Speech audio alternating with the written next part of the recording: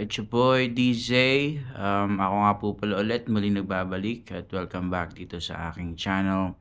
So ngayong araw guys, mga kaibigan, nagbakasyon tayo dito sa Kazakhstan. So 7 days tayo dito sa Kazakhstan at maglilibot-libot tayo. Ang pinunta namin dito snow, pero wala nang snow kasi malapit na mag-summer, pero okay lang naman. Malamig pa din naman dito sa Kazakhstan. So ngayong araw, andito kami sa aming accommodation. So nakuha namin to sa Airbnb at medyo maganda naman siya. Hindi lang medyo, super ganda niya. Ipapakita ko sa inyo yung itsura niya dito, okay? So siguro 2,500 plus dirhams in 7 days. 8 days kami total, pero kasi kasama na biyahe dun eh. Pero mag-stay kami dito ng yung hindi kasama biyahe, 7 days, okay? So papakita ko sa inyo yung aming accommodation. Alright, let's go! So una kong ipapakita syempre yung aming kwarto. Ayan. Yung aming higaan. Ayan, diyan kami matutulog ng 7 days. Ayan o. Yan. Ganda, no? Yan. Tapos, syempre, meron tayong kusina. Yung kusina nandun lang sa dulo. Ayan, no? Kwarto, and then kusina. Yan. Punta natin yung kusina. Pero papakita ko muna sa inyo yung itsura ng kwarto sa may malayo.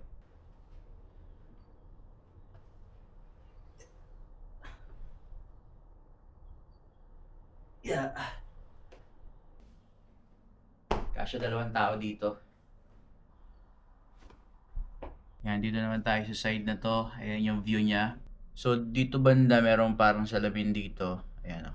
Kita mo yung dyan, yung mga bundok na may snow.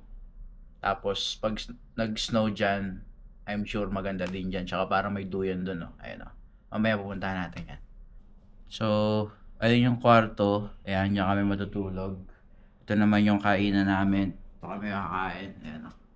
Dining area. Ayan.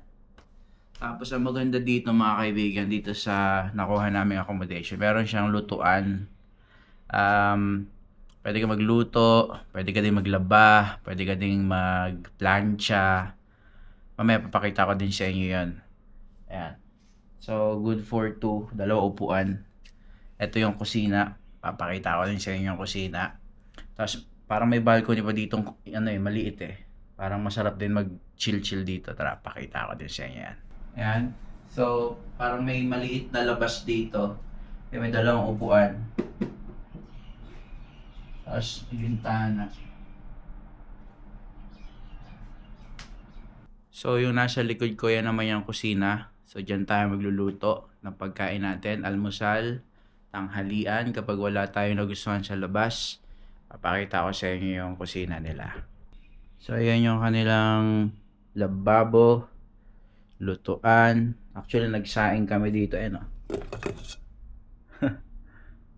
Rice is life. Mga Pilipino, laging may kanin yan. Ito yung kanilang tubig dito. Ayan o. Diba? Lasang siya eh. Lasang nawasa. Tapos merong initan ng pagkain. Meron ding fridge. Ano naman ang fridge natin? Mantika, saka itlog. Yan. Siyempre mga plato dyan, mga plato. May bigas pa kami dyan, mga plato. Kompleto yan. Ayan o. Ayan. So, ito yung kainan. Naman yung kusina. Ayan o. Diyan kami magluluto. Ayan o.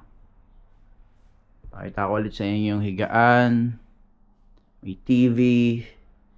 Tapos may malambot na kama. Malapit dito meron ding couch. Ayan o. Diba? Couch din. Ayan. Yung pera nila dito. Ayan, tawag yan tenge. Tenge tawag nila dyan. Okay, upo tayo sa couch.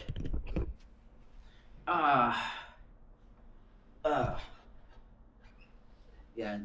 Ito naman yung kanilang couch. Masarap mag-inom dito.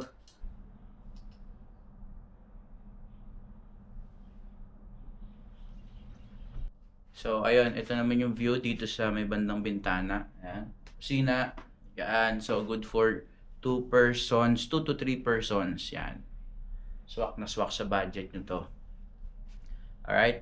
So, papakita ko naman sa inyo yung dito sa may bintana. And then, yung CR, pakita ko din sa inyo. Para may idea kayo. Okay? Para pag nagpunta kayo ng Kazakhstan, pwede kayong mag-book dito. Okay? Sa ano to, Airbnb. Ang pinakamaganda ditong view, guys, itong bintana na to. Kasi, tulad ng sinabi ko kanina, kita dito yung bundok na may mga snow. Lalo na siguro kung may snow mismo. Sa araw na pupunta kayo dito, napakaganda siguro dito. Okay? Pakita ko naman sa inyo.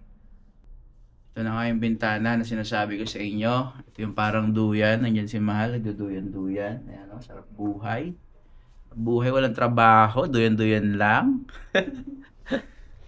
Ayan siya o, mula dito sa side na to. Ayan. Yung duyan. Tapos, may workstation pa guys. Ayan o. Pero pwede ka pa magdala ng computer or laptop. Pwede ka pa magtrabaho dito. Ayan o, workstation. Medyo maliit lang yung workstation, pero ano naman siya, chill naman dyan. Ayan o, pakita ko sa inyo ang aking workstation. So, pwede ka magtrabaho. Ayan, may upuan. Ayan. Tapos, maliit na table para sa laptop. Tsaka, mga libro. Ayan o. Ayan, basta pwede ka magtrabaho dyan. Ayan, so ipapakita ko na sa inyo yung bundok. Hindi kasi siya kaya ng aking camera, na 360 camera, action camera kasi gamit ko ngayon eh. So gagamit tayo ng cellphone para may zoom. Mazo-zoom natin siya, alright? Lagay ko na lang tong camera dito sa likod, behind the scenes na lang. Okay, sige. Pakita ko sa inyo yung view dito sa may bintana. Yung sinasabi kong bintana. Kita yung mga bundok dito, alright? So, let's go. Alright guys, dito muna kayo. Bibidyohan ko lang yung ano natin. Bidyohan ko lang yung view natin doon sa may bintana. Diyan lang kayo. Sinabi ko, ayan. Ayan yung bintana.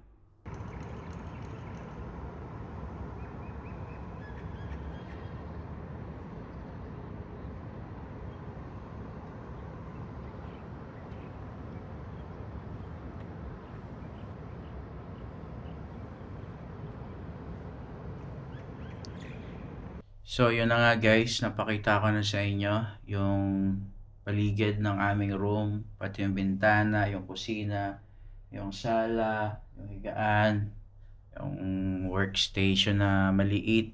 Ngayon punta naman tayo sa kusina. And then, sa CR.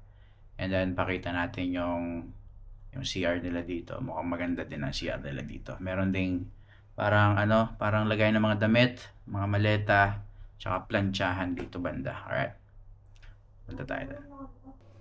Ito naman kanilang CR mga kaibigan. Ito ang washroom nila dito. So ito yung papakita ko sa inyo yung view. Sana, may ilaw ba dito? Meron. Yan. So meron siyang maliit na ilaw. Bigyan ko na lang siya ng cellphone para mas malinaw kasi hindi gaanong kuha ng ng action camera yung yung low light. So yan, pagpasok mo dito sa washroom nila, yan ang aming mga gamit. Merong isang bilog na ilaw dito. Yan, salamin nila oh.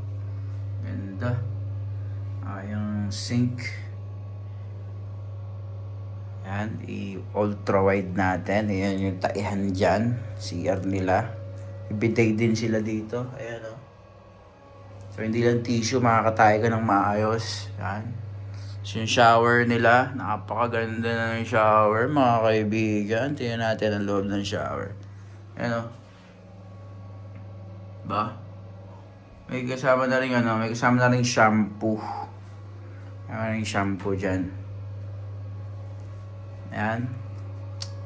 Mga peripherals namin nandito. Ayan. floss, toothpaste, palinis ng tenga, panghilamos, tissue, toothbrush, shampoo, ayan. Yung aking toothpaste mapaputi ng ngipin. So, apart from that, meron tayong washing machine dito. Ayan, washing machine. Ayan. May sabon, libreng sabon. Ayan. So, kung matagal kayo dito mga 7 days, pwede kayo maglaba ng mga jackets nyo. Yun yung parang lagayan ng mga maleta or sampayan or planchahan. So, hindi na tayo pupunta doon kasi medyo magulo. Okay? Right, so, ayun lang yung CR. Balik na ulit tayo doon sa labas. So, dito naman tayo upo sa may duyan nila. Sa may duyan dito sa sala. At yun, nakita nyo na lahat. Maganda siya, sulit naman sa bayad. At yun nga, 1 week tayo dito sa Kazakhstan. Dito pala tayo sa particularly in Almaty, Kazakhstan. Okay. Alam ko itong lugar na to, ito yung isa sa pinaka maganda dito sa Kazakhstan. So kaya ito yung pinuntahan natin. Maka-experience man lang sana ng snow kasi walang snow. Walang snow, guys. Di bale, next time, baka may snow na. Or kaya sa mga susunod na araw. 7 days naman tayo dito eh. Alright, so from Dubai to Almaty, Kazakhstan. Okay, yan na muna ngayon ang vlog natin. Accommodation vlog muna tayo. Tapos pagka nakalabas tayo, gawa ulit tayo ng ibang video para marami tayong ma-upload sa ating YouTube channel. Sarap kasi mag travel eh. Alright guys, maraming salamat sa panonood. It's your boy DJ. At kung gusto nyo tong i-book yung yung accommodation na to, Airbnb, siguro lagay ko na lang din yung link sa baba or comment na lang kayo. Safe na safe siya, saka legit, diba? Hindi ka may scam, diba? Legit siya, ganda. May TV din pala doon, ayun. So free wifi. So okay, so bago natin tapusin yung yung video, so yung mga kasama dito sa pag nag-book kayo dito, yung mga kasama dito, may free wifi. Yun nga, yung mga gamit sa kusina, gumagana lahat yun, kumpleto sila, pangluto, fridge, washing machine, sampayan. Yan, may table na maliit para sa workstation. And then accessible siya sa lahat, supermarket, napapaligiran siya ng mga mga tindahan mga malalaking mga malalaking tindahan. Okay?